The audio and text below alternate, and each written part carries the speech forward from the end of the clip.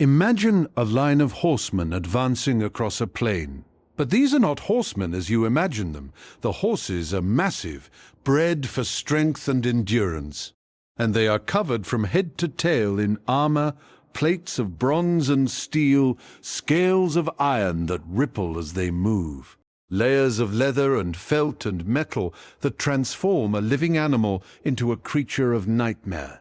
The riders are encased completely, their faces hidden behind iron masks that stare out at the world with blank, inhuman eyes, their bodies sheathed in mail and lamellar plate that clinks and rattles with every movement, their arms protected by laminated guards that flex like the legs of a beetle. They carry lances so long they seem more like ship masts than weapons. The kontos, a spear of 4 or even 5 meters that requires both hands to wield and can pierce through shield and armor and body in a single devastating thrust. And when they begin to move, when they shift from a walk to a trot to a thundering gallop, the ground itself seems to tremble. This was the cataphract, the iron giant of ancient warfare, and for more than 1,000 years he was the most terrifying thing on any battlefield. The word itself tells the story. Cataphractos is Greek, meaning fully armored or completely enclosed from all sides. It evokes an image of total protection, a man wrapped in metal like a turtle in its shell. The Romans called them cataphractarii. The Persians knew them as grivpanvar, neck guard wearers, a reference to the heavy armor that protected the most vulnerable part of a rider. The Byzantines later used the term cataphractoi, and the Sasanian Persians called them kleibanarii, a word the Romans adopted as well, possibly derived from the Greek klebanos, meaning oven, a sardonic reference to how hot it could get inside all that metal on a summer day. But whatever the language, the meaning was the same. A warrior so encased in armor that he seemed less a man and more a living statue, an engine of destruction powered by muscle and sinew and the raw courage of a trained warhorse. The cataphract was not born in a single moment or a single place. He emerged slowly, over centuries, from the collision of two ancient traditions, the nomadic horse cultures of the Eurasian steppe and the settled civilizations of the Near East. The Scythians and Sarmatians, those fearsome Iranian peoples who roamed the grasslands north of the Black Sea and the Caspian, were among the first to experiment with heavy cavalry. They lived on horseback, these steppe warriors. Their children learned to ride before they could walk, and their entire culture revolved around the horse. They bred animals strong enough to carry armored riders, not the ponies of the far north, but substantial horses developed through generations of selective breeding. And they developed the techniques that would make the cataphract possible. The saddles with high pommels and cantles that locked the rider in place, the art of fighting from horseback with both hands free, the social structures that elevated the mounted warrior above all others. But it was the Persians who perfected the form. The Achaemenid kings, Cyrus and Darius and Xerxes, built an empire that stretched from India to Thrace, from the Caucasus to Egypt, and they understood that cavalry was the key to holding it together. They bred the famous Nisaean horses in the Zagros Mountains, massive, powerful animals that could carry the weight of an armored man and survive the strain of battle. These horses were legendary throughout the ancient world, prized by kings and emperors, traded for fortunes, depicted on palace reliefs as the epitome of royal power. By the time of Darius III, when Alexander the Great invaded the Persian Empire, the Persians fielded true cataphracts, riders in scale armor that covered them from neck to knee. Their horses protected as well with breastplates and neck guards, armed with the long kontos and trained to smash through infantry formations like a battering ram. Alexander defeated them at Gaugamela in 331 BCE, but he did not defeat the idea. The cataphract proved too useful, too effective, too terrifying to abandon. Alexander himself was so impressed by the Persian heavy cavalry that he incorporated similar units into his own army, and after his death, his successors competed to field the most formidable cataphract forces. The Seleucid kings who inherited Alexander's eastern conquests adopted the cataphract eagerly, fielding thousands at battles like Magnesia in 190 BCE, where their charge nearly turned the tide against the Romans. The Greco-Bactrian kingdoms in distant Afghanistan did the same, blending Greek and Persian traditions to produce cavalry that amazed even their enemies. And the Parthians, those successors to Persian glory who rose from the steppes to challenge Rome, made the cataphract the centerpiece of their military machine, and in doing so wrote their names into history as the men who taught Rome to fear. The Parthian cataphract was a sight to freeze the blood. Plutarch, the Greek historian, described them at the Battle of Carrhae in 53 BCE, where they helped destroy the army of Marcus Licinius Crassus, the richest man in Rome. The Parthian general Charina, he wrote, hid his cataphracts behind screens of cloth and robes, concealing them from Roman view.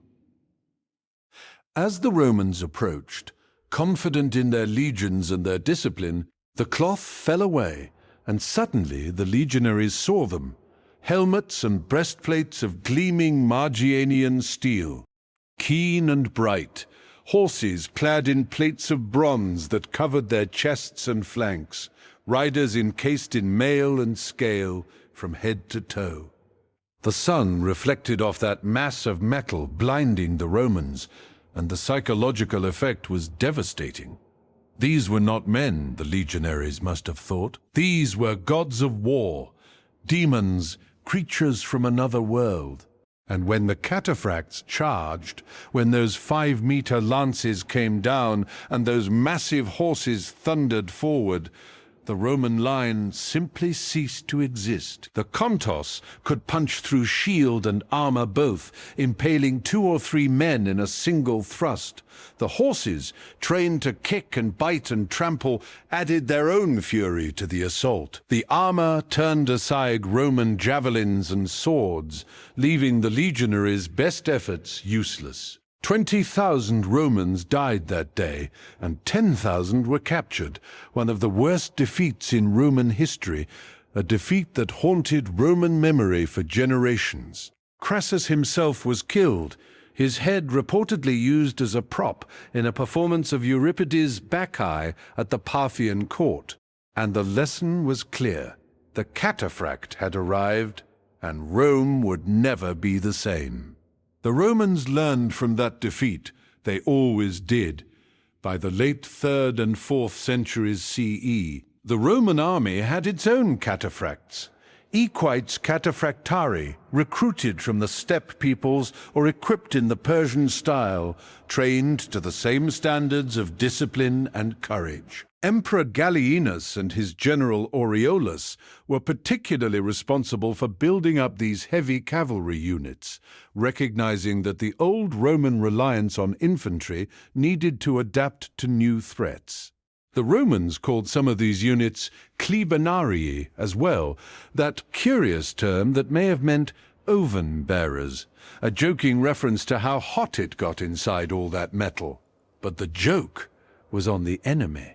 When the clibanarii charged with their masked helmets and their laminated armor and their horses draped in scale, they were as terrifying as any Persian. The Roman poet Claudian described them in the late 4th century.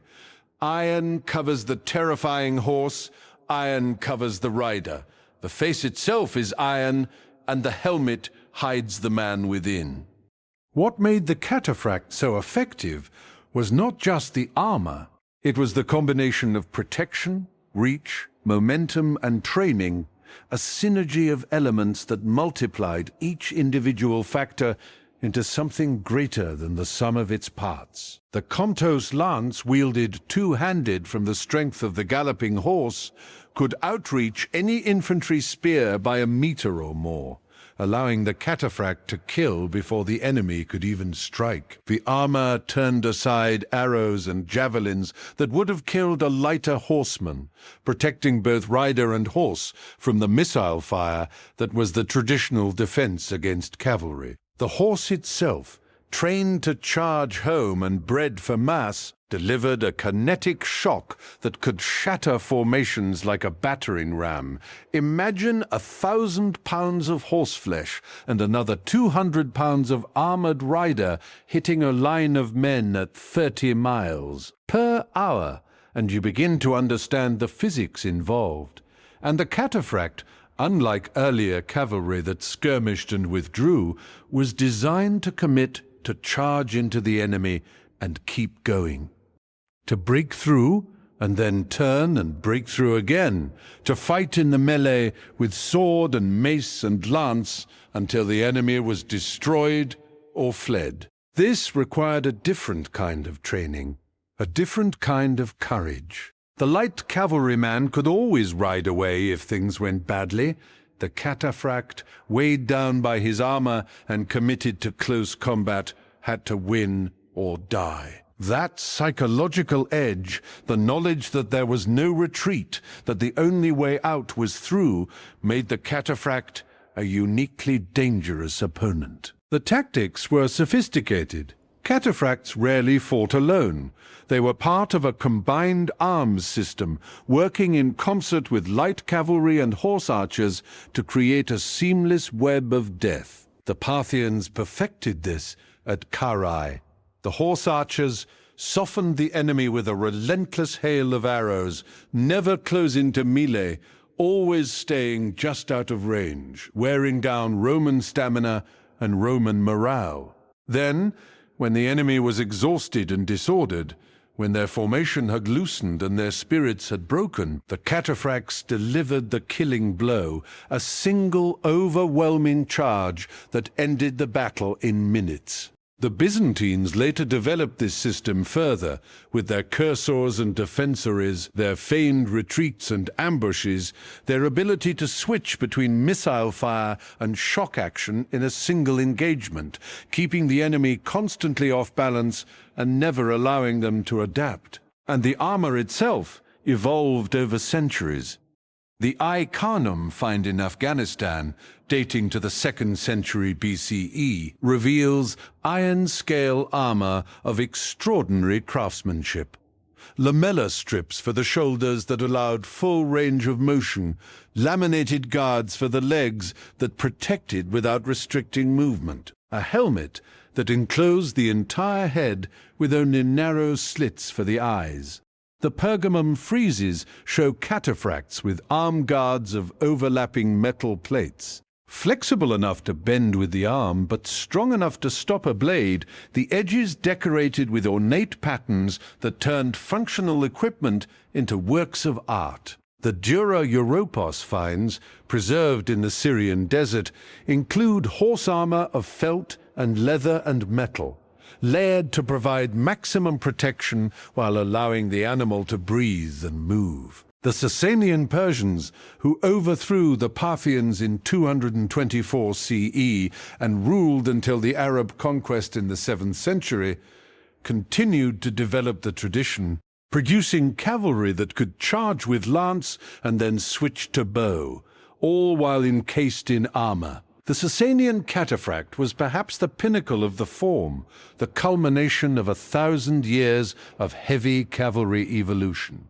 At the Battle of Firuzabad in 2224 CE, where Ardashir I founded the Sasanian dynasty, the rock reliefs show cataphracts at full gallop, their horses' tails streaming, their riders' scarves flying behind them, a perfect fusion of speed and power, captured in stone for eternity. They wore mail and breastplates, laminated arm guards, helmets with mail aventails that protected the neck and shoulders. They carried lances, swords, maces, the mace being particularly effective against other armored opponents, since it could crush bone and metal without needing to pierce. The armor of a Sasanian cataphract was a marvel of engineering. The chahar-a'in, or 4 mirrors, was a breastplate of 4 polished metal plates that reflected the sun like a mirror, dazzling enemies and deflecting blows. The bazu band protected the arms with laminated strips. The kamar band was a heavy belt that distributed the weight of the armor and provided attachment points for weapons. The horse itself wore bargostuven, trappers of mail or scale that covered its chest, flanks, and neck, turning the animal into a living tank. And beneath it all, layers of felt and leather padding absorbed the shock of blows and prevented chafing, allowing the rider to fight for hours without discomfort. These cataphracts continued to dominate the battlefields of the Middle East until the coming of Islam. They fought Romans and Huns, Arabs and Turks, sometimes winning, sometimes losing, but always remaining the elite of the Sasanian army. At the Battle of Dara in 530 CE, the Byzantine historian Procopius describes how Sasanian cataphracts, covered with iron, charged the Roman lines, their horses protected by armor of bronze, their lances so long that each could pierce 2 men at once. The Romans barely held, saved only by the tactical genius of Belisarius and the discipline of their own heavy cavalry, descendants of the Clibanarii who had learned their trade from the very enemies they now faced. The Byzantines, those Romans who spoke Greek and ruled from Constantinople, kept the tradition alive longest of all. Their cataphractoi of the 10th century were the heirs of 1,000 years of heavy cavalry development, blending Roman discipline with Persian equipment and steppe tactics. The Emperor Nikephoros II Phocas, himself a great general who reconquered Crete and Syria, wrote detailed treatises on their equipment and training. A Byzantine cataphract of this era wore a lamellar Klebanian over mail, with splinted arm guards and gauntlets of leather and metal. He carried a Konterian lance of ash wood, a Spathian sword of pattern-welded steel, a mace of iron, and often a composite bow of horn and sinew for skirmishing. His horse was armored with felt quilting or boiled leather, sometimes reinforced with metal scales, and his training was relentless, month after month of drill, practicing charges and turns, and the complex maneuvers that could mean the difference between victory and death. These were the troops who shattered Bulgar armies in the Balkans, who broke Arab assaults on the Anatolian frontier, who held the border of Christendom for centuries against enemies from every direction. At the Battle of Dorostelon in 971 CE, Byzantine cataphractoi under John Semiskis charged through the Rus army like a hammer through glass, their lance points leaving trails of blood across the Danube plain. At the Battle of Azaz in 1030 CE, they broke a numerically superior Arab force through sheer shock and discipline, proving that the old ways still worked even in a changing world. But the cataphract's day was passing. The weight of armor, up to 40 kilograms for the rider and another 30 for the horse, required immense strength and endurance, and limited how long a cataphract could fight before exhaustion set in. The expense of horses and equipment made them affordable only to the wealthiest empires, and even then only in limited numbers. A single fully equipped cataphract represented the labor of dozens of craftsmen, the produce of hundreds of acres, the training of years. And the difficulty of training, both rider and horse needed constant practice to maintain their skills, and that practice required time and resources that could be used elsewhere. And in the East, The tradition continued in different forms. The ghulams of the Islamic world, slave soldiers trained from childhood in the arts of war, carried on the legacy of the cataphract with their heavy armor and their devastating charges. The Mamelukes of Egypt, who defeated the Mongols at Ain Jalut in 1260, were heirs to the same tradition. Mounted warriors encased in mail and plate, armed with lance and bow and sword, trained to a pitch of perfection that amazed even their enemies. The Mongol heavy cavalry themselves, though famous for their horse archers, also fielded armored lancers who charged in the old style, breaking enemy formations with the same shock that the Parthians had used against Rome. Yet the legacy endures most vividly in the art and literature of the ancient world. The rock reliefs of Naqsh Rustam in Iran show Sasanian cataphracts in eternal stone, their horses prancing, their lances raised, their armor gleaming even after 15 centuries. The columns of Trajan and Marcus Aurelius in Rome depict Roman cataphractarii in battle, their scale armor clearly shown, their foreign origins marked by their distinctive equipment. The Byzantine military manuals, preserved in monasteries and libraries, preserve the tactics and training regimens that made the cataphracoi effective. And in the chronicles of Ammianus Marcellinus, Procopius, and a dozen other historians, we hear the voices of men who saw the cataphract in action and lived to tell the tale. Ammianus Marcellinus, the last great Roman historian, described the Persian cataphracts he faced in the 4th century. All their companies were clad in iron, and the various parts of their bodies were covered with thick plates so fitted that the stiff joints conformed to those of their limbs. The forms of human faces were so skillfully fitted to their heads that the entire body being covered with metal, arrows that fell upon them could lodge only where they could see through the small openings opposite the pupil of the eye. He described their charge as so violent that you would think they had wings, and admitted that even veteran Roman soldiers feared them.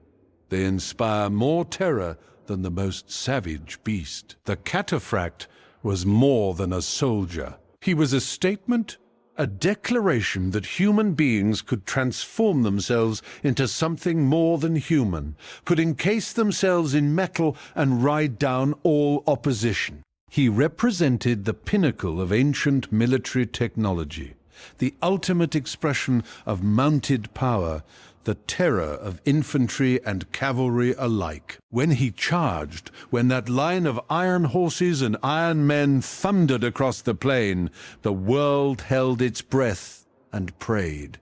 He was the tank of the ancient world, the iron giant, the human fortress on hooves.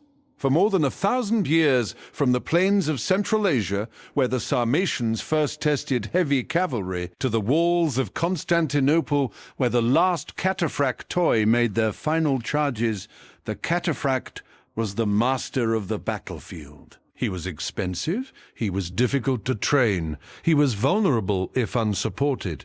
But when he was used correctly, when the timing was right and the charge struck home, nothing could stop him. He could break infantry formations that had held for hours, could ride down cavalry that tried to flee, could turn the tide of battle in a single thunderous moment. And even today, even in an age of drones and satellites and precision-guided munitions, the image of the cataphract retains its power. In museums and collections around the world, fragments of his armor survive. A scale here, a helmet there, the remains of a horse's trapper.